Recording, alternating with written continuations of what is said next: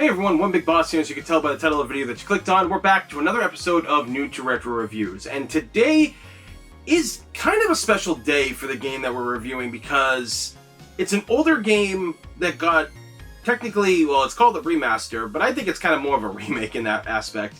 But it's also celebrating its 10th anniversary. And it's a game that is very heavily connected to my childhood.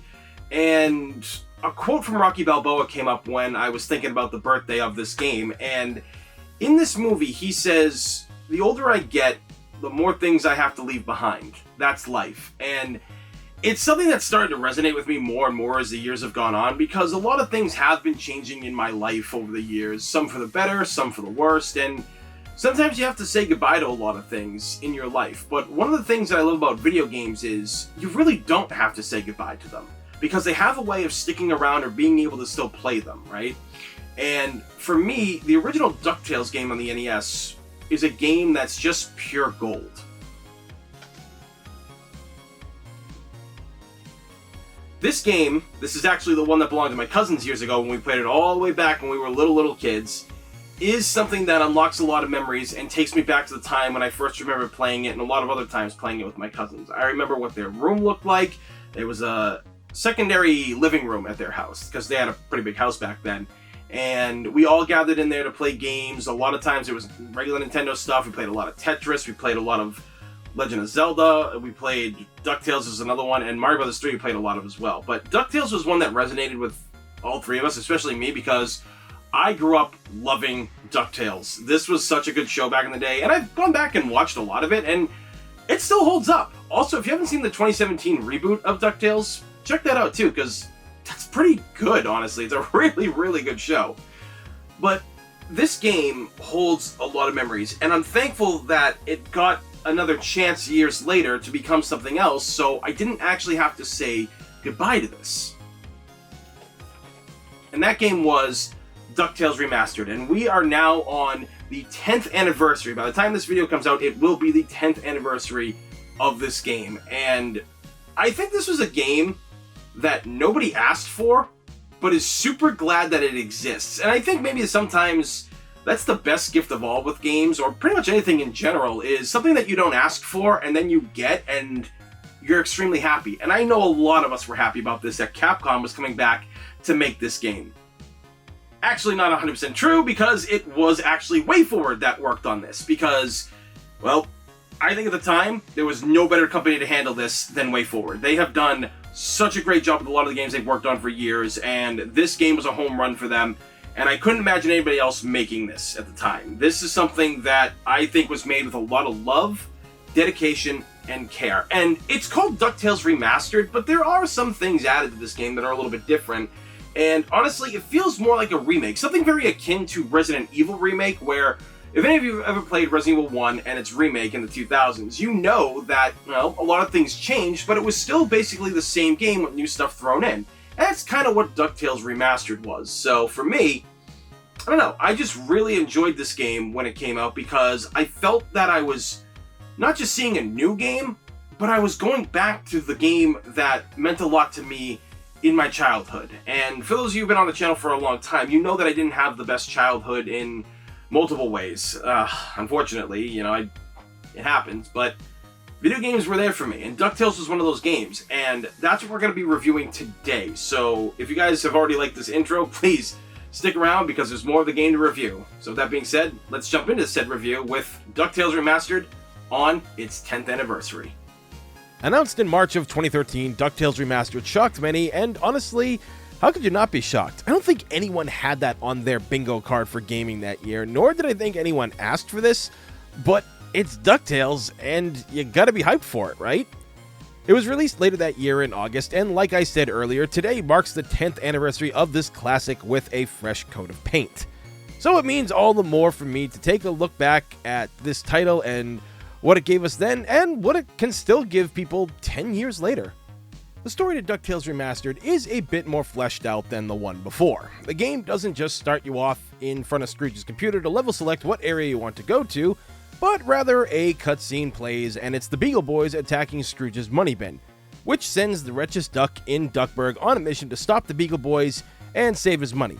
Oh, and save his nephews as well. You know, they're there too. After beating the Beagle Bums throughout the complex, Scrooge and his nephews find clues to rare treasures throughout the world, and it causes Scrooge and company to set out on one of their world-famous adventures. The whole game has cutscenes throughout each level like this one, and really helps nail down the DuckTales aesthetic from the era it came from, being that each level really feels like an episode of the show. So major points to the team for laying that perfect foundation to show us what this game was going to be giving us just from the tutorial level alone.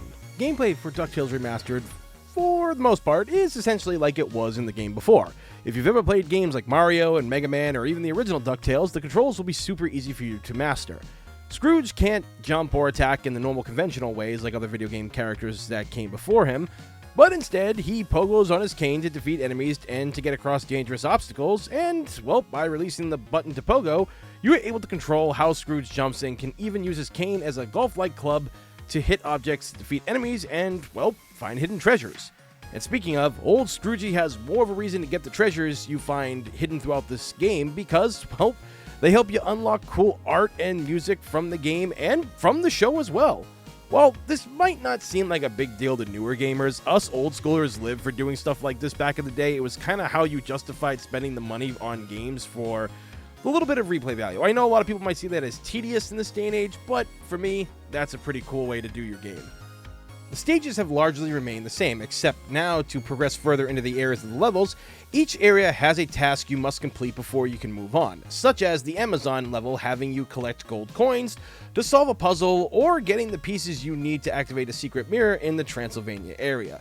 This adds just enough to the game without changing it too much and makes the game longer because the original DuckTales game can be completed in around 30 minutes, versus this game, well, if you watch with the cutscenes, it can last a little bit over to 3 to 4 hours, and that feels like it's the great length that it needs to be. And for a tougher challenge, the game has added an extra difficulty, and trust me, you'll be pulling out your tail feathers at this challenge. Also gone is having to backtrack to the Transylvania area like you did in the original, as there are 2 new levels. Scrooge's Money Bin, which after initially going through and completing, you can just go back, choose it, and do what he does in the opening credits, and well, he dives into the money bin. It's kind of awesome, and the treasures that you get along the way are actually in the money bin itself. And towards the latter half end of the game, you get to go to the second new area, a volcano, that has some really fun and tricky moments in it. Don't be shocked if you get Scrooge's goose cooked in this area. Yeah, I went there with that joke. I'm not ashamed. I'm really not. Boss fights return, but take a good amount of hits this time to take them down, and they have all new attack patterns that change up from the original game, but just enough, like everything else, to keep the feel of the original intact, but also giving us something new. Plus, a few new boss fights were thrown into the mix as well. These fights do look a little bit different than the original games, but they're still the same ones that you know, and you probably won't die against them really easily on the normal difficulty, but just try the harder ones and, well, you'll see what I mean.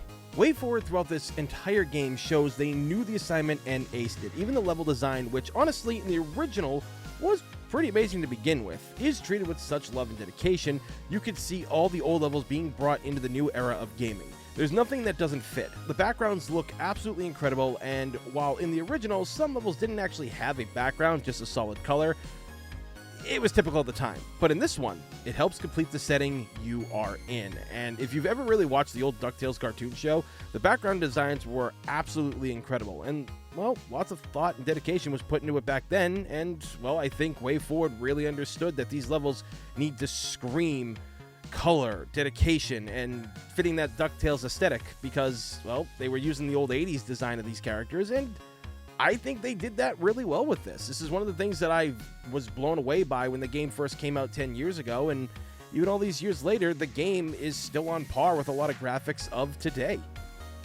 And speaking of the 1980s show, this is the last time that a good majority of the living cast at that time came back to voice their respective characters. Aside from DuckTales' amazing art style and fun storytelling, the voices really made these characters back in the day. So to see Alan Young, Russi Taylor, June Foray, and Chuck McCain, and the rest of the cast return really fills you with a sense that you know this game's going to be good, and that this game is made for DuckTales fans. And it shows. Every cutscene feels like it's right out of the show, and, well, kind of written like one too, from Launchpad being a dunce, Huey, Dewey, and Louie using the Junior Woodchuck guidebook, And of course, the voices that just complete everything to make it feel like you're playing an episode of the show itself. Again, I say it all the time on social media, in my videos. I want other companies to do this level of dedication for their games, because WayForward, again, they understood the assignment and they aced it. Now, before we end this, there's one other thing I gotta talk about in this review. Jake Kaufman. This guy did a stellar job, as he was the one who did the music for it, and he was the right man for it. This guy has worked on a lot of different video game soundtracks over the years, such as Darkstalkers Resurrection, Double Dragon Neon, the Shantae series, and of course, Shovel Knight, and much, much more.